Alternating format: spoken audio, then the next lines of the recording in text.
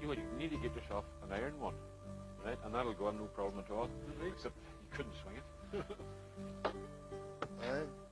What? Would you have that finished by now? Go on, you take over. Very, very slowly for me, first of all. No, that's playing slow, right? Very, very slow. One.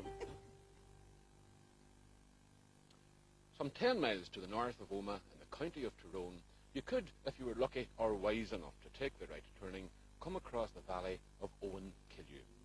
Owen Killew. More than merely an evocative name, it is also an accurate description.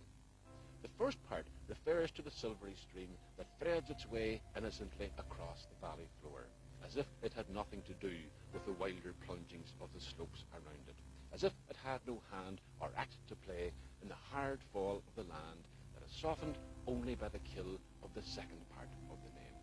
Owen Killew, River of the Woods. And of course the river had everything to do with the creation and shaping of this valley. Water is never content with its allotted space and will forever seek to deepen, widen and beautify the banks that attempt to hold it.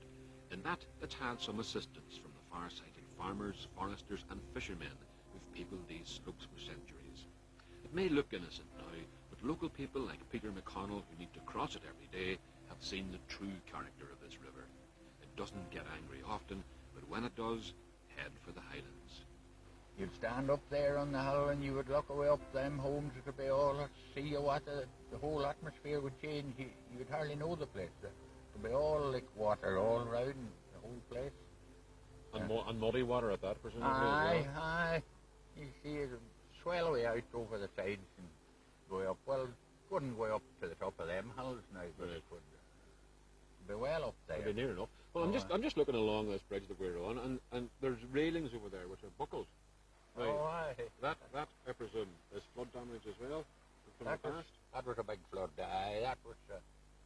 I remember that. That's a right few years ago now. I remember that flood.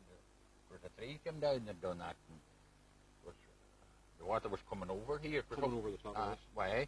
Splashing over it. Well, it just wasn't running over it, but it was splashing over it, you know. And a tree on the top of the water jammed on there? Jammed on there, and the limb caught on that. And the pressure of water behind it forced it through and bent up them bars like that. That must have been really serious pressure on it. There was some pressure, like the distance is short. You know, well, we're what? We're at least, 15 feet above the... we're a good 15 or maybe more, we'll be 17. 17 feet above the river bed. Aye. So that had to have gone out over the top of those fields. It was way up the field, surely you wouldn't have got near the hill. Got stick at all. When you listen to people talking about, floods way back in the past, and you start listening to stories about what people saw floating down past them, is there a tendency to slightly exaggerate? No, you couldn't. It doesn't be all gospel.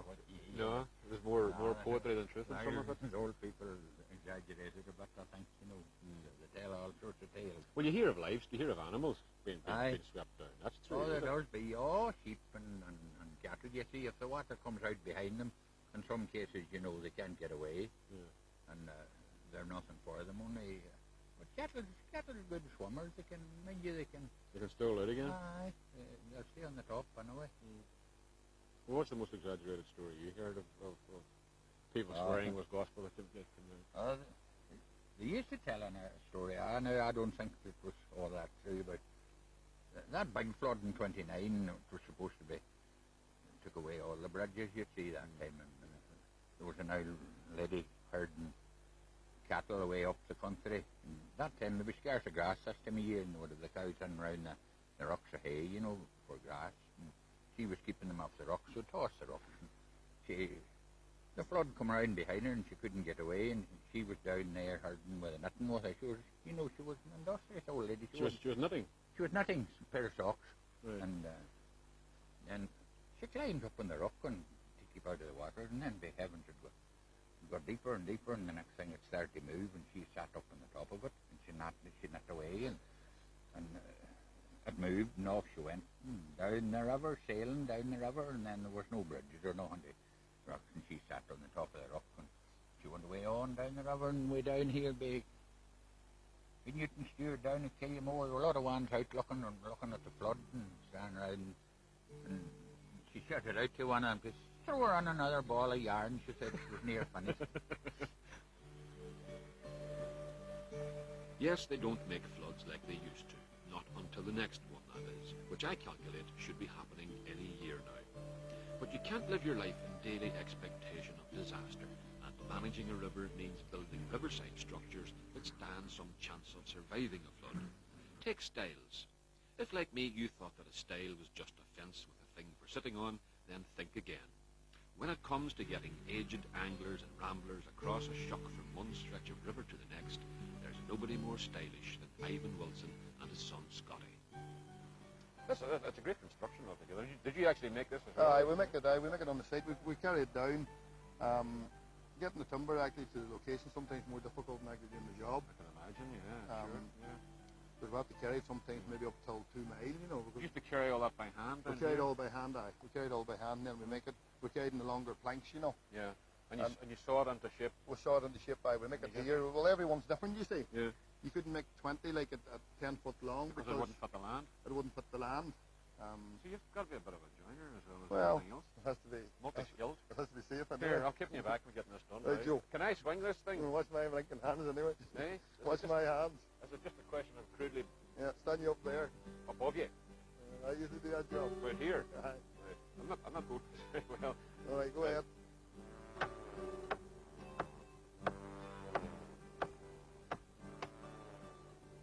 Starting to split. All right, well, that's hurt. Yep.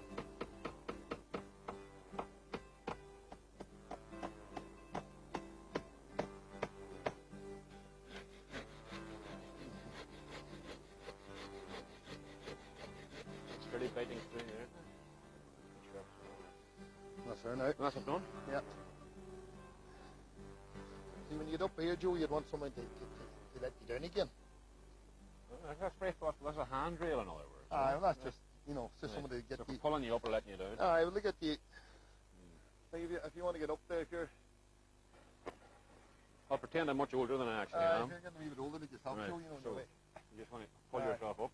Well, it gives you a little bit of help, doesn't it? Right. I just can't get over how thoughtful the whole thing is actually. Well, you make them just to Yeah.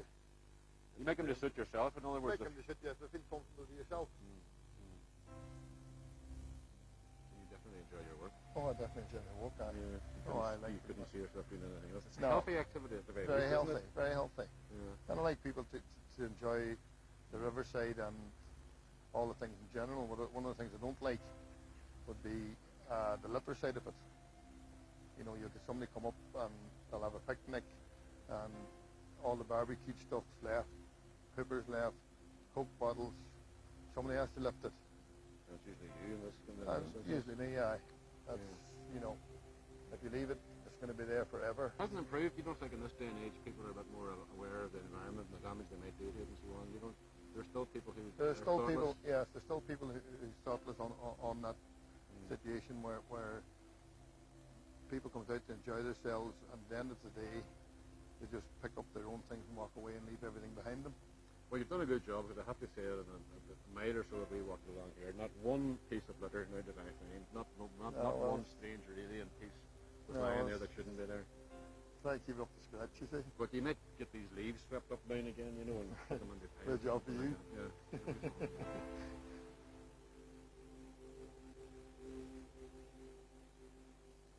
What you're about to see isn't a particularly edifying sight, but unfortunately it's an all too frequent occurrence where man meets wildlife. You heard Ivan Wilson talking about taking your litter home with you after a day at the riverbank. Well, even the most assiduous fisherman is bound to leave some trace of his presence. In this case, it's a tangled ball of fishing line from a cast which has gone awry. He caught no fish with his cast, but the line did ensnare something. It's a young great tit caught in an invisible stranglehold.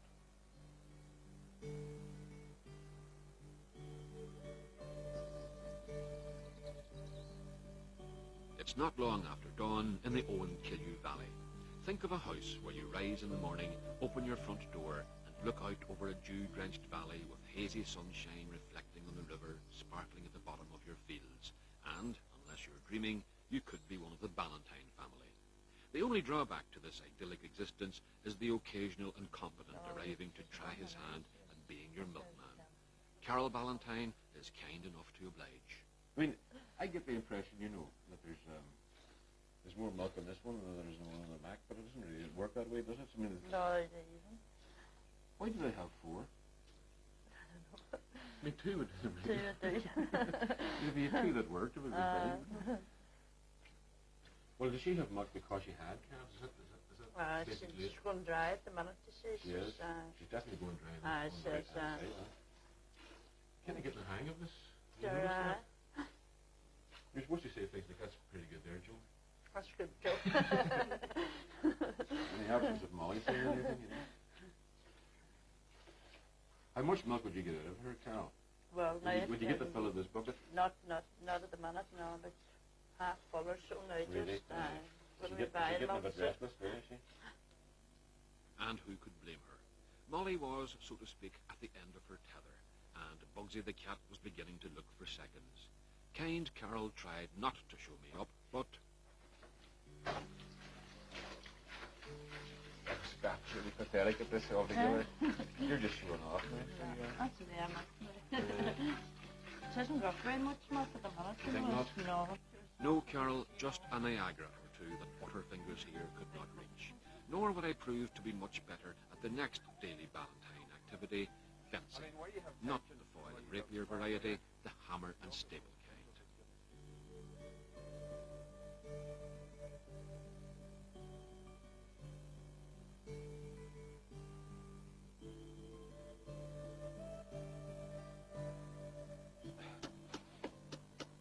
This is a wee summary of what I've learned so far. Down here is the sheep wire, which is to keep the stock in. And on top of that, about 4 inches above that, you're going to have a strand of barbed wire. And then down below, you're going to have another strand of barbed wire, also to keep the stock in. You have to get the tension right, and the corner post is the important aspect of that. Once the tension is right, then you go along with these staples and you nail it in. Now, you can't nail in a staple just like that. Okay, that would be wrong. And the reason why is that might follow the grain of the wood, and it might actually end up splitting the post. So what you have to do is put it in almost horizontally, right? Almost horizontally. Give it a few taps to start it off. Then hold the post and then thump the hell out of it. What are we fencing off? Are we fencing off where you are or fencing off where I am? Oh, you are. Oh, where I am. So I'm inside and you're outside. No, I'm inside and you're outside. I'm outside. The gate's going to be there. Right. Just thump away, right? Watch your fingers. I really, it would be better if I had a wee chair to stand on. No, I'm inside and you're outside. Isn't that right? Be careful with that block, John. Well, the gate's going to be there. We have to be, if we're in here, right? There's a fence going down there and a fence going along there and there's a gate across there. I'm on the inside. That's right. That's all right then. Yeah, you've been outside. Are we on the inside or outside, John? You've been outside. Are we fenced in or what? We have fenced. The sheep have the fenced in. The sheep are fenced in there, so that's an inside. Bound to be. What's it outside? No. Look, if you put a gate across there, the fence going down there and a fence along there, we're fenced in here.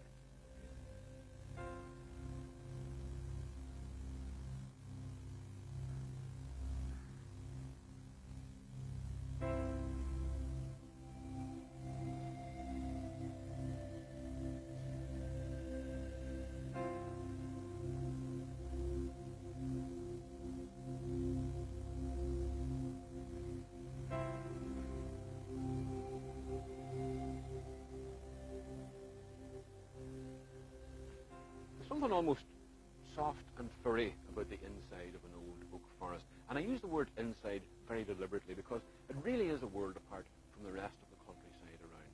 The tree bases, the old tree stumps, the fallen branches, they're covered in green cushions, and the floor is just a carpet of wood sorrel. Oak leaves rot very quickly when they hit the ground, and they form a mild, rich leaf mold, which is very soft underfoot, but is also very supportive of other plant life. So in the spaces between the oaks, you'll find ash and hazel and other shrubs.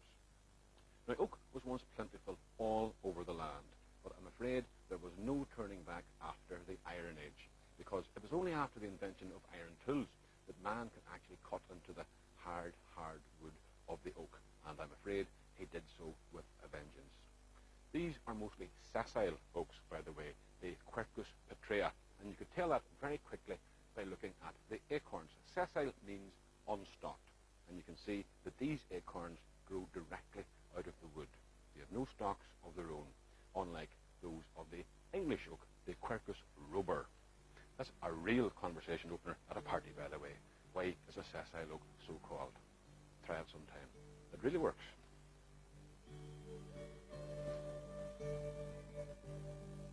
The roofs and spire of the beautifully set village of Gortin can be glimpsed over the treetops, and it's here that all your material needs and some of your spiritual ones can be catered for. But when mine host of this establishment wants a spiritual uplift, then it's back up the valley he goes, to where and to when he was Peter McKenna, schoolboy. No, when I grew up, all that you can see there behind me, Joe, that was all the lands that my neighbours owned. That was his farming. This was our farming. We checked out whether they had the hay cut or the spuds dug or whatever, and but I didn't see any scenery until I came back. And suddenly, and until suddenly I realised what the whole thing was like together, and how beautiful a place it was, and how much and how far I had travelled, and how I hadn't seen anywhere as good. It's kind of classic immigrants kind of experience, Maybe, yeah. almost, isn't it? Yeah. Really? You didn't appreciate it until you took I think it. there are a lot of people have the same experience that go away from this area and come back. It is the most beautiful area. Now, I go to a lot of places and I say that to people, but I think it is. One of the most beautiful valleys, especially with the woods. You know, and at this time of the year, when the autumn colours are coming on them, it is the most gorgeous setting for I think that is very true, Joe. I would even remember the older people saying when I worked in my father's wee pub down the road here, it was the one time of the year that they conceded that the place looked well. They would say that the Drumley Wood down there below was beautiful at this time of the year when the trees were all different colours and they were all changing. We saw it that time. But that wood is very famous and it has a very important part in the hearts of the people around here. It was a managed wood. It was owned by a farmer on down near Gortin, and it played two crucial roles in the lives of the people up here. In the year whenever the turf weren't harvested because of bad weather, they went down there and they bought the old craggy trees and so on from Peter Keenan that owned it at that time, and they cut them up for firewood. But they also, whenever they began maybe fencing their lands a bit more rigorously, and the stone ditches maybe weren't just enough, that's where they got all the fencing posts. From the wood? From the woods. They went down there and with cross-cut saws, they cut the trees. You get a big manual. Good hardwood as yeah, well. Oak trees all the way. They cut that at that stage would be better oak trees they would cut for the posts. Sure. And then was using just wedges and hammers. They split those posts, and in some of the hedges and fields around here you can see them still. See that? You can still see them, and they're as hard today as they were maybe 50 years ago whenever they were put in. The best of wood. That kind of put the wood under a bit of pressure all the same, didn't it? I mean, there was never any danger of it. Yeah, well, there was two ways of looking at that. One is that the firewood element was never used unless in years of crisis. The bog and the peat was used then. But the other thing about it was that they did it in a managed way. They didn't start in and clear it. They took trees out of it and dragged them out of it, even though that was probably more difficult and they had to drag them out using horses and chains. And the other thing, I suppose, in those days, it's easy for us to talk about conservation now. Maybe 60, 70 years ago, maybe they were conserving themselves. Yes, indeed. Maybe that was the most important. 60, 70 years ago, times were indeed hard, and people had to be frugal. Proof of that can be found in the back of Tommy McKeown's shop. Tommy's family have been serving the local population over many generations, and he himself has lovingly preserved the records and memorabilia of the daily transactions of long-departed customers. Would people have paid cash at all? An odd person, yes, would have paid cash, but these are the ones that had to be booked. These are the trade that the people that booked until a certain time in the year that maybe they sold their cattle and then came in and paid. So everything was in credit? Most of the things were in credit then, yes. Right. But there's more trust in the people then. People really had customers then. You could depend on them. You could depend on them? Yes.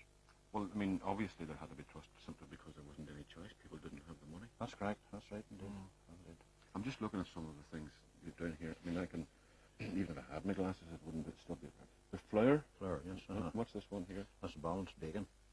Balance. A balance of bacon. Bacon, yes. So maybe a side of bacon or something. Probably something like that, yes. Right. Flour. More flour. That's manures. That's for Manure? fertilizer. Manures. That's for fertilizer for sowing the ground. To grow the crops. I mean, that would be artificial. Artificial, correct. Wouldn't be like bags Oh, and stuff. yeah, 200 bags. Yeah. That was 200 bags then those days. And this is the names here as well. Who was Yes. That's Hugh York. Hugh York. And would that family still be in these parts? There's Yorks, yes, in that area. Right. But to me, I mean, this record is very meticulously kept, isn't it? He kept his books well. Kept his books extremely well. He did indeed. And you have kept them as well. So, I mean, you have really a wee potted history of the whole area. Yes, And you would look in here and see families. Well, they're still You there, would yes. still know. Still know. Yeah. Yes. It's still there too. Any unpaid debt you've come across here? You could No. visit them for it, He's well, there. Once the sort of the line drawn Yeah, across. yeah. So the line drawn across and then. Yeah. But some people heading up to America at the time even got borrowed the money from him, and they sent the money back after he died. There was money came back after he died, just paying for the fare. There was very little dishonesty about it. Very little dishonesty. Yes. Yes, you could have trusted the person, any person at that particular time. I wonder what that was. It was just, I suppose people just depended on that kind of transaction. That would have been, yes. Tommy, I'm going to give you this book back because it's a ton of weight. I don't think anybody was ever meant to hold it. No, the desk were there, so it was. Yeah. But it's a lovely thing, Yes. just to have, an object in itself, What price would that book be itself now? Oh, Going to buy that I mean, size of a book? I wouldn't put a price on it. Indeed. What price male pride? Spot the knit who can't. The Gorching Knitting Circle is facing one of their greatest ever challenges. Will they rise to the occasion? Let's leave it here. Put it into the stitch. Into this stitch. No, put it in this way, look. Put it in that way. I'll tell you what, why don't you do it very, very slowly for me first of all. No, but that's playing. Slow, No. right? Very, very slow. One. Now, look. You can't slow down. Right. You can go slow. You have to go slow. I'm never going to learn. All I see is a blur. It's very good, right? You understand now? Aye, in through the bonny hole. Round, I know the rhyme, but don't make it. Right, round the big tree. Out. Out through the bonny hole, and off goes. So I'm back on there now. Still look great. She's a Did you ever hear of shops where you wouldn't buy? well, we had a great teacher who taught us how to do that. Really? Yes. And it just, You learned all this at school, didn't you? yes. And you see this, I mean, this gathering here, you just come here, you're not knitting anything, you're just enjoying the crack. Yeah. I see. I mean, is it just a get-together, or do you really do some serious? I mean, you're doing some serious stuff there, Elizabeth. She's using 4 needles. Talk about showing off. What are you using? What are you using 4 You needles? can't knit the sock without 4 needles. Or if you're not in a sock. Socks, toilet roll, dollies, you name it, Elizabeth can make it. But can she play the bones? Me neither, but Joe Ward can. Look at that. Yes, Isn't that? it's the smoothest. That's just when you That's where clack them together. Yeah. And these are wee drops that you cut I into cut, them, obviously. I boiled them there. Sometimes there when would be nothing for the dinner one night, used to boil them for a soup. You still get a bit of soup out of them? Aye. They look quite tasty. Oh, they're all right. Well, listen, how do you? I mean, And listen here. I know you're a skilled man. You've been doing this for I'm 20 years. here. Right. Well, And there. the big one on the top. And And they that, and that, and the wee keep finger. their fingers over that and close that down. Yeah. Keep the top one That's the rigid. one- That's the one that work here. The bottom one doesn't work, right? Cut the figure 8 now. Cut the figure 8. Figure 8. Wait a minute now. Go on, show me how Things you- are cracking up. Aye. It's not as easy as it looks, Joe. You bring this one up. If this one's going to stay rigid, you bring this one up. I see the shape of your wee finger, and you see you have a special wee finger. No. You don't do that. You don't try to Show me the technique. something like that. Right, that's what I had done so far, right? So that one's loose at the bottom. That was actually loose too, but I'm only just keeping it steady. You know? Yeah. You do that. Yeah. That's the reason. Brilliant.